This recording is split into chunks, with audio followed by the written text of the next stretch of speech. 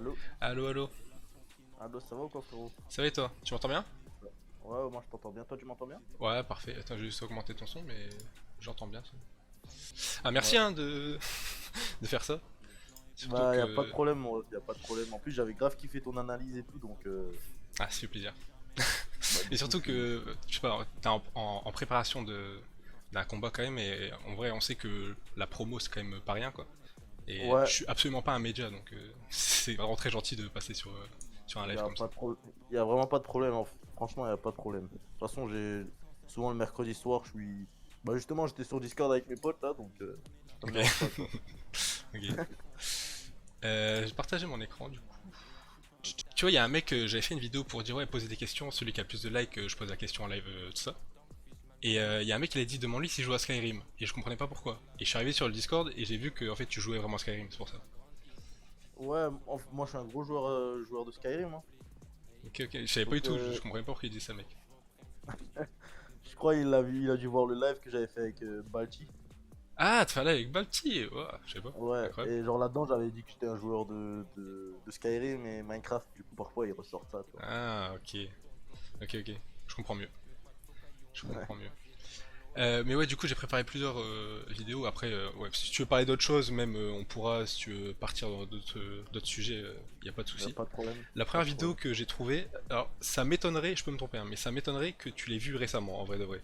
Parce que j'ai galéré quand même pour la trouver. Je te la Ouais, mets. ça, c'est une vidéo qui date pas mal, hein.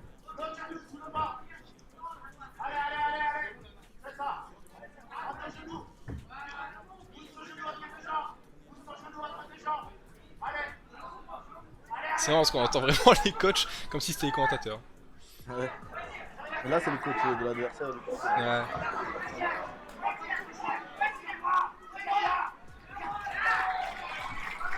finito. The submission, ladies and gentlemen. The finals in the Alors ça, du coup, c'était. Je crois que c'est ton premier combat pro, ça? Non, en fait, ça, c'est un combat amateur. Ok, Ça, c'était un de mes combats amateurs. Mais le truc, c'est que mon premier combat que j'avais fait, donc avant celui-là, ouais. il a été noté en pro. Donc, normalement, dans la Ah, logique, ok. quand t'es pro, tu peux plus combattre en amateur. Et celui-là, Ah, ok. ils l'ont compté en amateur. Ok, parce que ouais, du coup, je cherchais. En fait, j'ai cherché à trouver ton premier combat pro Ok. en vidéo et tout. Et sur Sherdog, Ouais. tout ça, tout était faux. Genre là, il disait que tu finissais par KO, mais là, tu finis par soumission. Du coup, je comprenais Ouais. pas. Je savais qu'il y avait une douille, mais je savais pas ce que c'était. Et du Bah, coup, ouais, cette ok. organisation-là, le HFC, elles ont pas mal de. Franchement, c'est une organisation et il y a pas mal de soucis là-bas avec Sherdog et tout. Des combats pro Ouais, qui sont ok. notés en amateur, des combats amateurs qui sont notés en pro. Ok, ok. C'est un peu dangereux de combattre là-bas, faut faire Ok. attention. Ok. Et en plus, c'est vrai que du coup, t'as les protèges tibias qui se fait bah, en amateur et pas en pro, quoi. Bah, ouais, c'est ça. Mais C'est ouais. ça. Ok, ok. Je comprends mieux. Mais du coup, la vidéo est marrante parce que même, je trouve même physiquement, parce que c'était quoi? C'était il y a 2 ans, ça, non? Un truc comme ça? Ça, c'était il y a ouais, bientôt 3 ans. C'était le Bientôt 12 3 ans, ok. octobre 2019. Donc, ouais, bientôt Ah 3 ouais, ans. ok, ouais, donc ouais, ça va faire 3 ans, quoi. Et je trouve que Mm. même physiquement, il y a une évolution, même sur toi. Parce que maintenant, je trouve ton buste et tout ça, ça a pris. Et quand je vois la Ouais, vidéo, je me demandais, genre, je me suis demandé, pour toi, là, actuellement, c'est quoi ouais. la plus grosse évolution dans ton jeu, dans ton physique, dans tout, en fait. Depuis cette époque-là, donc, Ouais, ouais, ouais. euh, bah, depuis cette époque-là, déjà physiquement, j'ai évolué parce que, faut savoir, là, je venais d'avoir 18 ans sur ce Ouais. combat-là. Aujourd'hui, j'ai 20 ans, j'ai bientôt 21 ans. Donc, déjà physiquement, j'ai évolué. À cette époque, j'avais déjà un striking qui était pas mauvais, Mhm. mais en combat, il n'était pas encore très développé parce que, tu sais, avec le fait de pas être à l'aise dans la cage, etc., t'as du mal à t'exprimer debout. Ouais. Et ça a super bien évolué aussi. Et bien sûr, j'ai évolué techniquement parce que je venais de commencer le MMA à cette époque. Alors que là, ça fait déjà 3 ans que je suis dans le bain, tu vois. Ouais, ouais. Ah, justement, il y a Victor qui est sur live. Il avait posé une question sur TikTok. Il avait demandé, en gros, ce que ça faisait quand. Enfin, qu'est-ce que tu ressentais quand t'es rentré dans la cage, tout ça. Et là, bon, je sais que maintenant, t'es pas le mec qui stresse le plus au monde. Mais pour tes premiers combats, est-ce que tu stressais fort? Est-ce que t'avais vraiment une appréhension en rentrant dans la cage? Alors, j'avais pas un stress fort ou j'avais pas vraiment d'appréhension. En fait, ça, j'en ai jamais vraiment eu beaucoup, tu vois. Putain, c'est ouf ça. Bon, après, les émotions, t'en as pas mal parce que tu Ouais, sais que c'est ouais. important, tu sais que tu veux gagner et tout. Mhm. Mais disons qu'à cette époque-là, j'étais surtout. J'essayais pas de faire des trucs que je gérais pas, tu vois. Vraiment, Ouais, j'essayais de rester sur ce que je sais à 100%. Donc, emmener au sol, ground and pound, étrangler, tu vois, des trucs ouais, simples, ouais. efficaces. Alors qu'aujourd'hui, je peux être là à faire des contres, Ah, ceux tu te qui sont libères plus, typiques à ouais. la boxe anglaise, Ouais, des trucs comme ça, tu vois. ouais, je vois, ouais. Ok, ok. Bah, du coup, Victor, réponse à ta question, hein. Cadeau. De moi, je t'ai même pas censé la poser, mais c'est cadeau. Euh, je crois que en tout. Ah oui, d'ailleurs, je t'ai même pas dit. À la fin, la dernière vidéo que j'ai, c'est, on va dire, une. Entre guillemets, une surprise enfin, que j'ai réussi à avoir. Du coup, Ok, petit teaser. La deuxième vidéo, ouais, du coup, c'est une vidéo à propos de Cédric Doumbé. Et j'ai une ok. question avant de regarder la vidéo. Parce que tu avais Mhm. répondu sur Twitter à l'info comme quoi euh, l'adversaire à Cédric Doumbé pouvait pas combattre avant que Title Shy step in. Et Mhm. donc t'avais mis des emojis en mode des yeux sur le côté. Bon, en vrai, ça voulait rien Ouais, dire, mais on a tous à peu près compris ce que ça veut dire. Mais moi, je me ouais. pose la question, est-ce que, en termes de genre de contrat, est-ce que contractuellement, ça aurait été possible, parce que lui, enfin, il était au MMAGP et toi, Ares, est-ce qu'un combat ça aurait pu être possible entre vous deux? Alors, bien sûr, ça aurait pu être possible. Il suffisait juste qu'il accepte. Parce que moi, Fernand, tu vois, par exemple, Fernand, je lui ai parlé de ça après avoir mis le petit emoji là. Ouais. Et il m'a pas fait comprendre qu'il était contre, hein. Il m'a juste dit que Mhm. ouais, Doumbé, il a pas voulu. Il a dit, ah, dommage et tout. Ok. Donc, pour lui, c'était ok, tu vois. Ok. Après, je pense que c'est surtout de leur côté à eux, tu vois, l'équipe à Cédric. Peut-être même les organisateurs du MMA GP, ils veulent pas que leur star Hmm. Ouais. ils prennent un risque, tu vois. Donc, voilà. Mais le combat, il se serait fait à Ares ou au MMAGP? Au MMAGP. Je pense qu'il se serait fait au MMA GP du coup, Ok. parce que c'était là où il devait se faire de base. Ok. Et sachant que le RS, ils font pas un contrat de d'exclusivité, Ouais, ça veut bah, dire c'est ce qu'ils que peuvent j'ai demandé, combattre ouais. ailleurs. Ouais. Ouais, donc il devait pas y avoir de problème tant qu'il avait accepté quoi. Ok, bah, parce que ouais, en plus en ce moment il y a Omar Sy, enfin il a combattu au KSW ce week-end, il a gagné d'ailleurs, et il combat aussi à Ares, donc il y a le lien avec ça. Euh, ouais, c'est ça. Mais je crois que Oumar Sy, c'est plutôt de base, il combat au Ouais, KSW. ouais, ouais. Il Ouais, a ouais. eu une libération pour Ares. Après, je sais pas, il a eu combien de combats pour Ares, Ouais. mais Ok, voilà. ok. Et ouais, ok, du coup ça aurait été possible, mais du coup, petite info, petite exclusivité sur le live, c'est plaisir. Attends, je Ouais. vais mettre la Bonjour tout vidéo le du coup. monde. Qu'est-ce qui se passe en coulisses avec l'UFC? On veut tout savoir. Là, j'espère que vous avez savouré. C'est peut-être l'une des dernières fois que vous allez me voir combattre en France. Donc j'espère que vous avez kiffé, vous êtes bien assis. Profitez bien. La prochaine fois, ce sera à 4h du mat à la télé, vous allez vous lever. Donc, Bon, au final, il a vraiment signé à l'UFC. Moi, je pensais pas que il allait vraiment signer au final. Mhm. Qu'est-ce que tu penses de sa signature après seulement 2 combats MMA, même s'il a une énorme expérience en kickboxing, c'est quand même c'est un sport différent en réalité. Est-ce que tu penses que, Mhm. enfin, est-ce que t'as l'impression que c'est trop tôt pour ces Doumbé? Alors, trop tôt, bah, je pense que peut-être c'est trop tôt pour lui en tant qu'athlète. Mhm.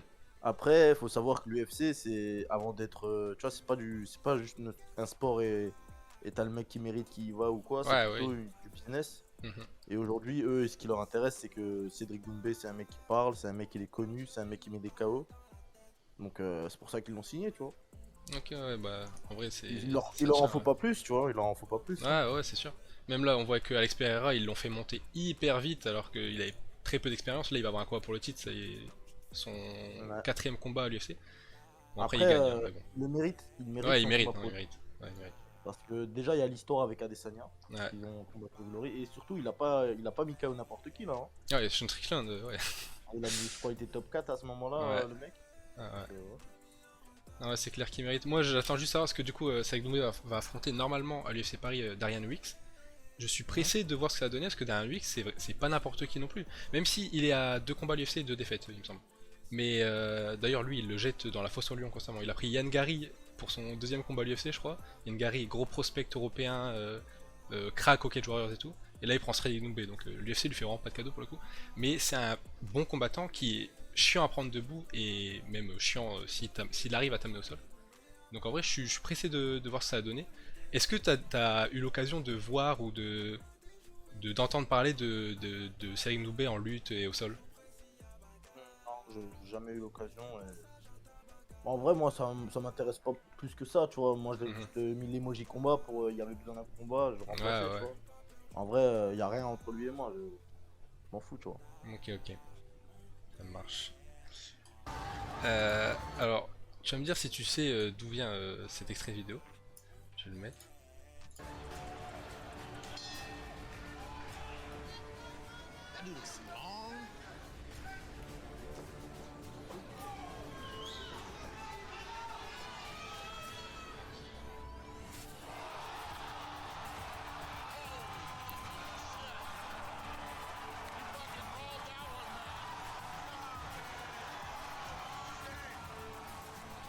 And when Leo Mano got into the cage, he did his damn thing against a very tough guy who a lot of people were high on, who also looked good.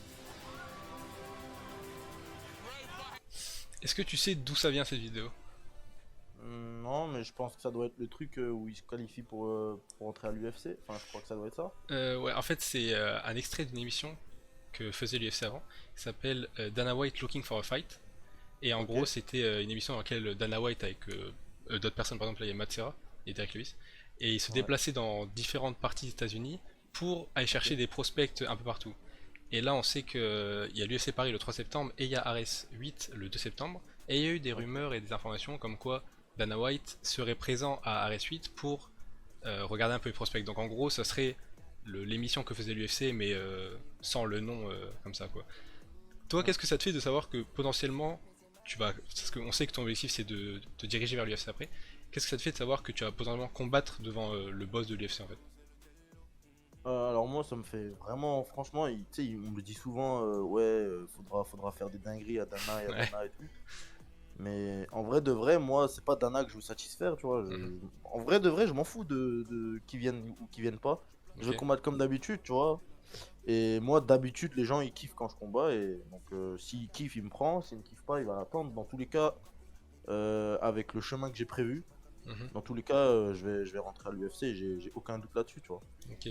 Parce que du coup, toi, l'idée que t'as là, c'est d'être champion d'Ares, potentiellement défendre le titre et ensuite Euh, partir à l'UFC. En vrai de vrai, si je peux partir à l'UFC avant d'avoir la ceinture de Ares, moi j'y vais, tu vois. Ok. Mais maintenant, moi le chemin que j'ai pris, parce que tu peux pas, en fait, il y a des trucs que tu contrôles, des trucs que tu contrôles pas. Mhm. Aujourd'hui, la ceinture de Ares, tant que je gagne, c'est quelque chose que je peux contrôler. Il faut que je Ouais, gagne ouais. et je vais pouvoir approcher de la ceinture pour ensuite la récupérer. Mhm. Après, est-ce que Dana White va m'appeler avant? Est-ce qu'il va m'appeler après? Est-ce qu'il va m'appeler ou il va pas m'appeler? Ça, tu vois, c'est des trucs que je contrôle pas. Ouais. Moi, mon seul travail aujourd'hui, c'est de rentrer dans la cage, remporter la victoire et rentrer chez moi, tu vois. Faire le taf, ouais. Exactement. Donc, il y a une des personnes qui a répondu à mon TikTok, c'est Mhm. lui qui avait le plus de likes, et il demandait quel est le combat hors UFC qui t'intéresserait le plus du coup en welterweight. Combat, ça veut dire que moi, je devrais combattre. Ouais, ouais, ouais. Quel est l'adversaire en welterweight hors UFC qui t'intéresserait le plus genre? Oh, en vrai, il n'y a pas d'adversaire particulier, hein. Franchement, je te mens pas. Mhm. Ok. Donc, non, moi, franchement, là, le prochain, là, j'aime bien. Bobby Palette. Mhm. Il a 6-0, comme moi. Donc, franchement, déjà, ça, c'est intéressant. Ouais. Après, un adversaire particulier que je voudrais affronter. Peut-être un champion, tu sais, un ancien champion du Glory. Mhm. Ouais. Ça aurait pu être intéressant, tu vois, par Ah, de exemple. ouf. Tu sais, il y a un autre mec qui a aussi fait sa transition en MMA, là. Mhm. C'est celui qui avait pris un KO par Cédric Doumbé, justement. Ouais, je crois que je vois, je sais plus son nom, mais ouais. Je crois que je vois, ouais. Ouais, bah lui, je crois il avait des rumeurs comme quoi il allait aussi combattre à Ares. Donc, déjà, Ok. ça aurait pu être intéressant, tu vois, pour Ouais, voir un ok, peu une ouais. opposition style. Mhm. Mais ouais, moi, en vrai, il n'y a pas d'adversaire particulièrement que je veux affronter, mais n'importe qui, c'est bon. Ok, ok. Et il y a cette même personne-là qui a demandé aussi, est-ce que un changement de catégorie, je pense que sa question c'était orienté UFC, est-ce que ça pourrait t'intéresser à un moment donné, de monter ou de descendre en poids? En vrai, ça pourrait m'intéresser. Je pense pas que je vais rester toute ma vie en welterweight. Mhm. Mais je pense que welterweight, ce sera une des catégories où je vais chercher la ceinture. Ça, c'est sûr. Ouais. Parce que c'est un poids que j'atteins et que je me sens bien. Après, est-ce que je vais en chercher une deuxième en 84 ou une deuxième en 70? Parce que je sais pas, en fait, ça se trouve, en grandissant, mon poids se stabiliserait peut-être plus bas ou plus haut, tu vois. Mhm. Donc, je sais pas encore quelle catégorie m'intéresserait pour la suite. Là, dans la vie de tous les jours, enfin dans la vie de tous les jours, j'abuse, t'es en préparation, mais actuellement, Ouais. tu tournes à combien de kilos après? Là, je dois être à 88 kilos. Ok, et le cut jusque 77, il est pas trop compliqué?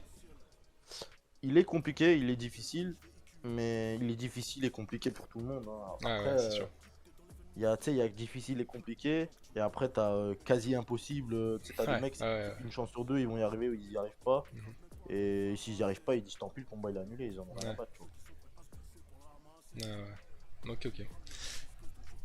Bah, tu parlais de Bobby Palette tout à l'heure. J'avais une vidéo Ouais. de son dernier combat, son seul combat à Ares du coup. Ouais. Je trouvais ça intéressant parce que j'avais vu dans une interview, je crois que c'est avec la sueur, peut-être même avec d'autres gens, t'avais dit que t'aimais bien la mentalité un peu de Georges Saint-Pierre dans le style je vais là où l'adversaire est le moins fort parce que t'es très complet. Là, Bobby Palette sur ce combat-là et même sur d'autres, il y a beaucoup si c'est pas définition au sol, c'est en tout cas beaucoup de dégâts faits au sol, ou en tout cas de dangerosité au sol. Est-ce que toi tu vois la chose en mode. Parce que Georges Saint-Pierre avait dit ça par rapport à Habib, et par rapport à Kamaru Usman aussi, que s'ils les affrontaient, il essaierait de les mettre sur leur dos en fait, parce qu'on les a jamais vus sur leur dos. Est-ce que toi t'as un peu cette approche là en mode si je l'emmène sur son dos, c'est quelque chose qu'il aura probablement jamais vu en fait? Alors, faut savoir que quand je dis que la différence, elle va être la plus haute dans un endroit, Mhm. c'est pas forcément par rapport au style de l'adversaire. Par exemple, Ok. je pourrais affronter un grappleur Ouais. et avoir comme game plan de aller là où la différence entre lui et moi est la plus haute. Et donc, logiquement, si je suis cette logique-là, le grappleur, je devrais le boxer, tu vois. Ouais. Ouais. Ouais.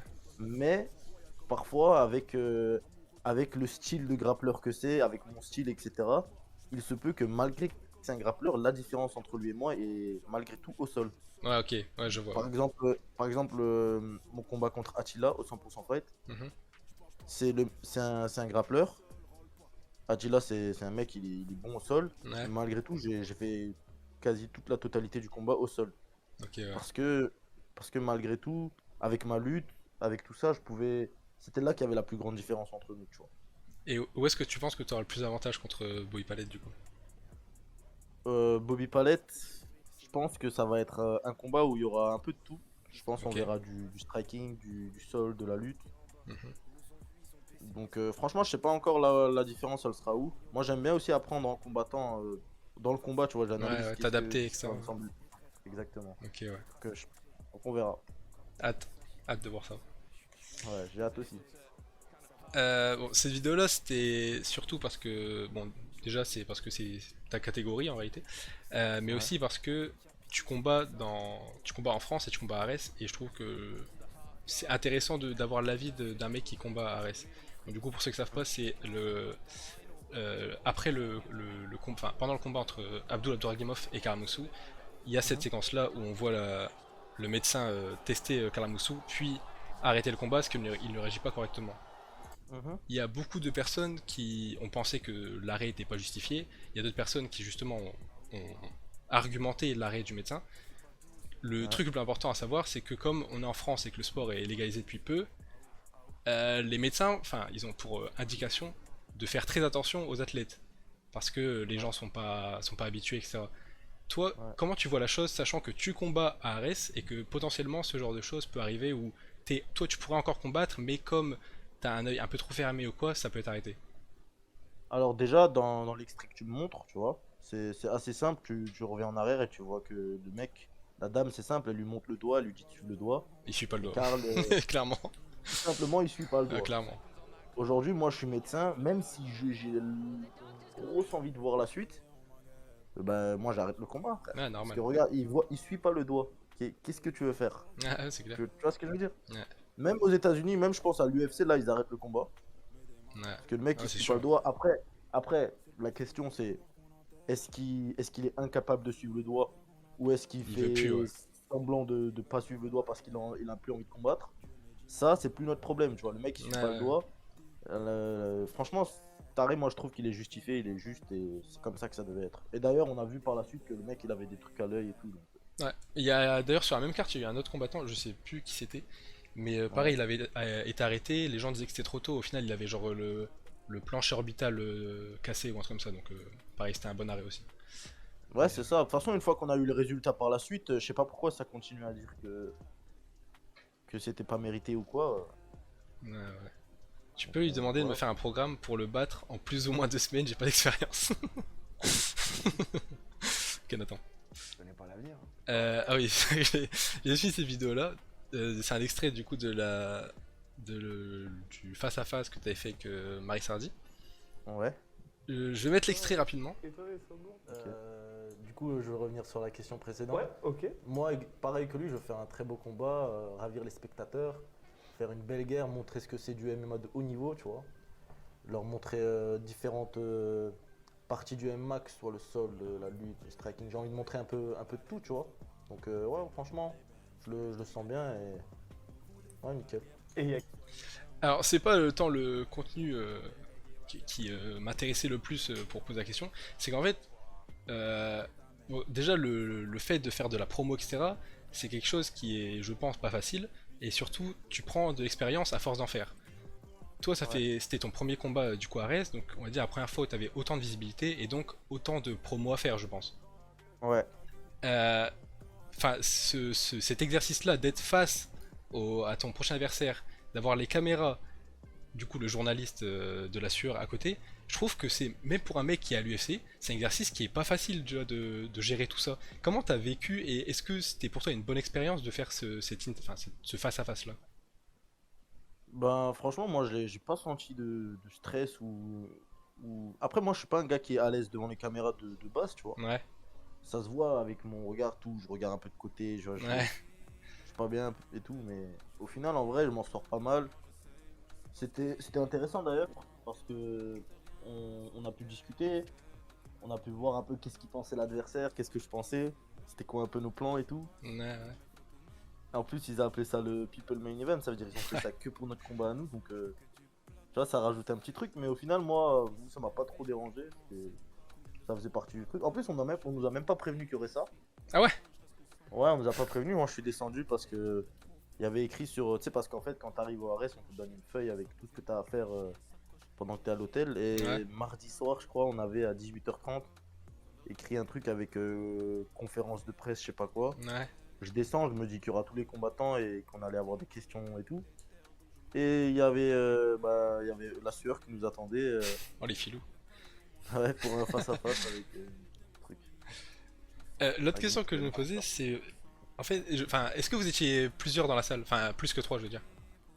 Oui, il y avait Rust qui Ouais, était derrière la caméra. Il y avait encore un autre mec qui était derrière la caméra. Il y avait mon préparateur physique. ouais. Il y avait le préparateur physique de Michael Marisardi. Ouais, je crois qu'elle était bien remplie la salle, normalement. Ok. Et dans l'extrait que j'ai mis là, en gros, Guillaume pose une question et tu dis, enfin, tu reviens sur la question d'avant. Est-ce que c'est toi-même qui t'es dit, ah merde, j'ai mal répondu à la question d'avant, je reviens dessus, ou c'est quelqu'un qui t'a dit ça? Non, non, c'est C'est moi-même. toi-même. Hein, tu sais, ici, il n'y a pas d'indication, on n'a pas une oreillette ou quoi. Ah non, ça je me doute. Ouais. Ouais, c'est quand j'ai quelque chose à dire, je reviens sur le truc précédent. Ok, ok. Ok, ok. Là, je crois que c'est sa dernière vidéo que j'avais préparée, celle d'après. Et du coup, c'est la surprise, entre guillemets, que j'ai réussi à avoir. Bon, je te laisse regarder, je dis rien. Salut l'équipe, c'est Saladin Parna, je fais cette petite vidéo pour Baki Baïsangour. J'ai deux petites questions à te poser. Première question, c'est quel adversaire le plus dur que tu as pu affronter? Et deuxième question, c'est quel adversaire le plus dur que tu as pu affronter à l'entraînement? Qui t'a mis le plus en difficulté, qui t'a marqué, qui t'a marqué le plus? Voilà. Force mon frérot, on est ensemble. C'est une dinguerie parce que moi, j'avais jamais vu cette vidéo. Tu C'est l'as parce vu? que je lui ai demandé de m'envoyer la vidéo, tout simplement. Ok. Il a accepté de l'envoyer. Bon, il est clairement au soleil, il est bien. J'ai cru que c'était une story et tout. Ah non, non, non, non. Non, non, j'ai demandé s'il pouvait me faire une vidéo, du coup, il m'a envoyé une vidéo sur Insta où il posait une question. Bon, merci à Ouais. lui, hein, parce que c'est un crack. Ah, Hein. ah, franchement, c'est un bon. En plus, il m'a envoyé des t-shirts, tout. Ah ouais? C'est vraiment un bon. Incroyable. Ah Ouais, ouais, parce qu'il a des trucs, des NFT et tout, lui en plus. ouais, ouais. Lui, il Ah, pousse c'est ce un bon truc-là. gars, Saladin. Du coup, bah, je vais répondre à ces deux questions. Yes.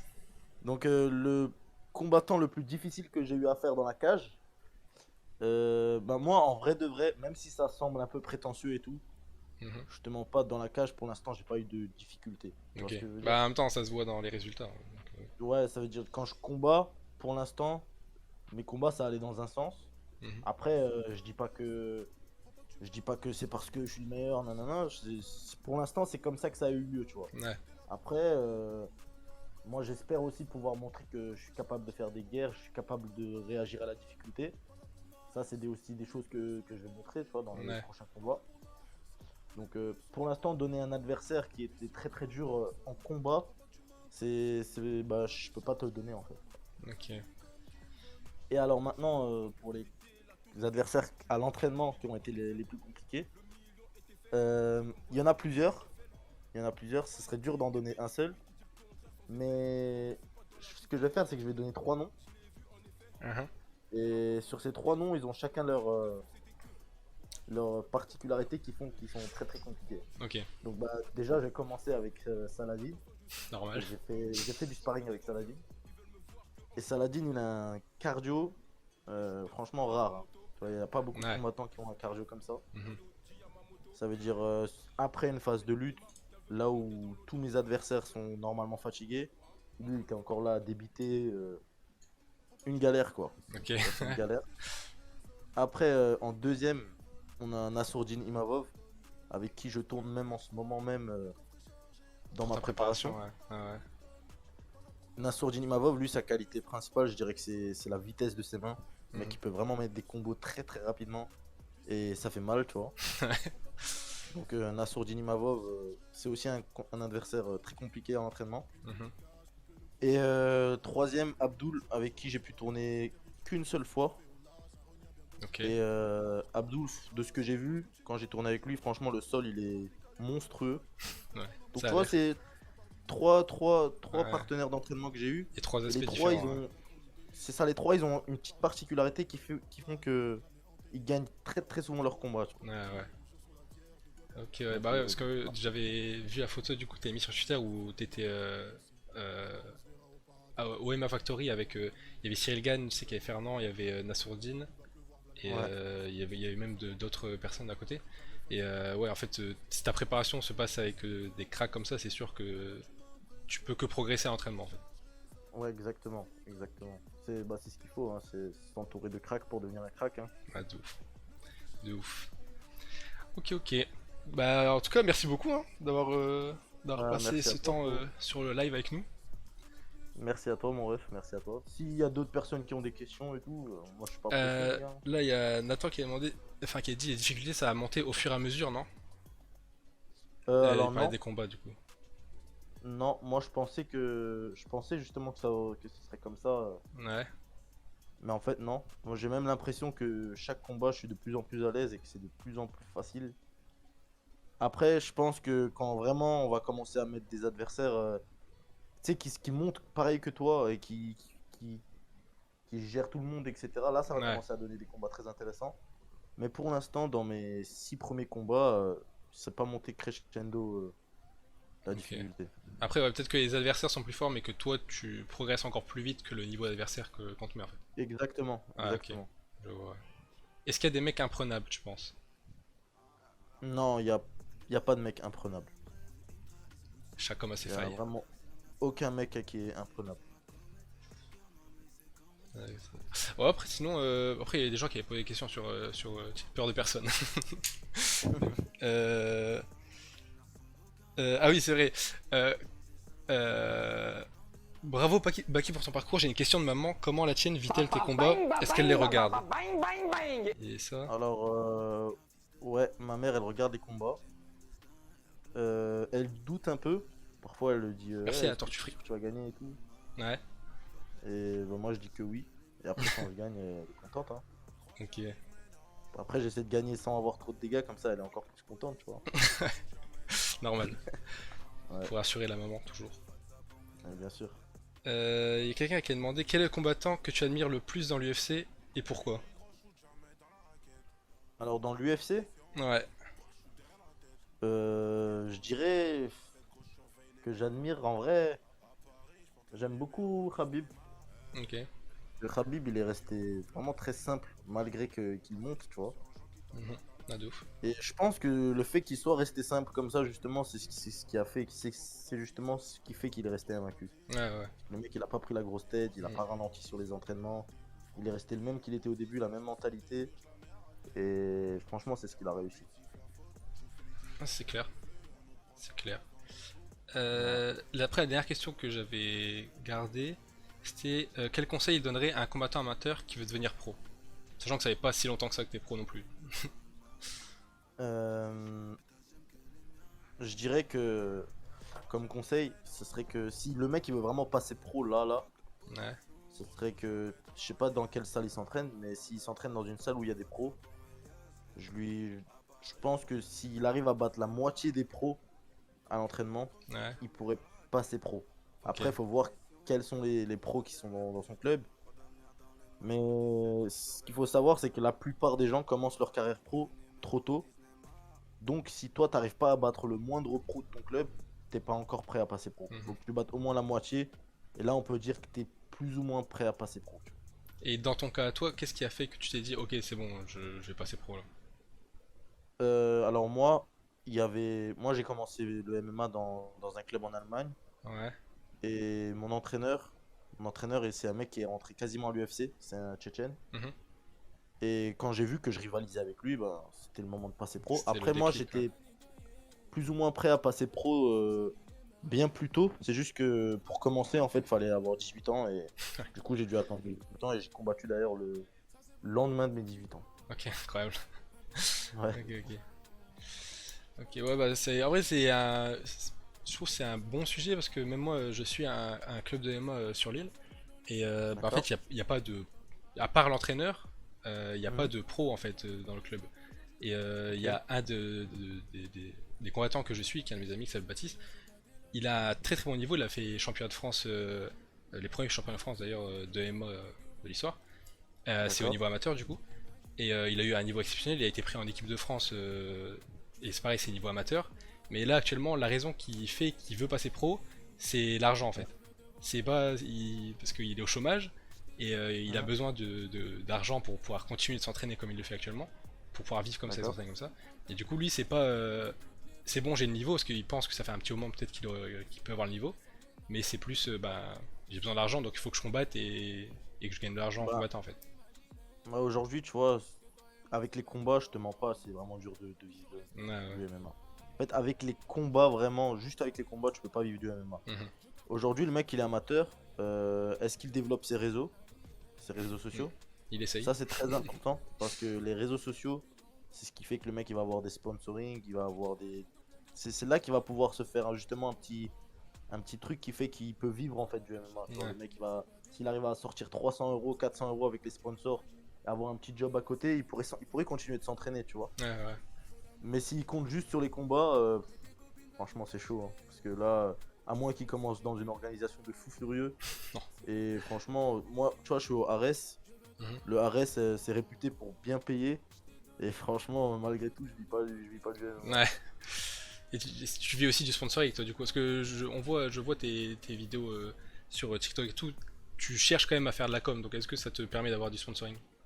Alors, j'ai pas mal de sponsors. Ils m'aident pas mal.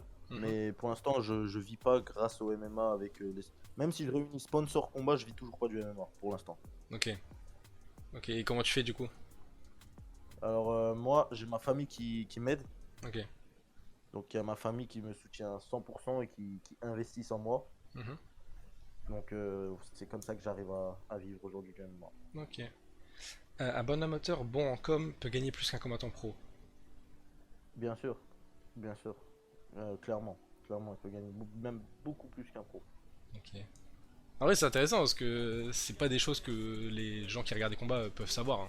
Si Bah, tu t'as pas la réponse de quelqu'un, tu peux pas vraiment savoir. frère, en fait, ce qu'il faut se dire, c'est qu'aujourd'hui, un combattant pro, il demande à faire un combat pro, il peut combattre en pro. C'est-à-dire, tu peux avoir Ouais. 0-0. Imaginons que ton coach, c'est un bon pote à. Je sais Ouais. pas, Des exemple connexions quoi. à Hatch. Ouais. Imagine, c'est un bon pote à Hatch. Hatch, il le met en pro. 0-0, Ouais, il ouais. commence 100% fight. Le mec, c'est un pro, pourtant, personne ne le connaît. Alors que tu prends à côté un mec qui fait des combats amateurs, il gagne souvent, il combat dans des endroits très intéressants comme IMAF, tu vois, Ouais, ouais. justement l'équipe internationale de MMA Mhm. Enfin, plutôt, tu rejoins l'équipe de France de MMA pour participer à des compétitions. Ouais, c'est ce que je cherche à faire justement, Baptiste. Bah, franchement, c'est là-dedans qu'il devrait persévérer, tu vois. Ouais, ouais. Le mec, il continue de monter là-dedans. En plus, ce qui est bien, c'est qu'une fois que tu es monté là-dedans, tu peux directement rejoindre une grosse organisation. Alors que sinon, tu galères à combattre dans des petites organisations qui sont pas folles, tu vois. Ouais, ouais. Et du coup, en plus, tu prends pas de risques, tu restes en amateur, tu continues de développer tes réseaux sociaux et tu te fais des sponsors. Franchement, il faut clairement être mieux en amateur qu'en pro. Pour ceux qui suivent l'UFC, c'est ce qu'a fait Mohamed Mokaev qui a combattu ce week-end, qui a gagné ce week-end.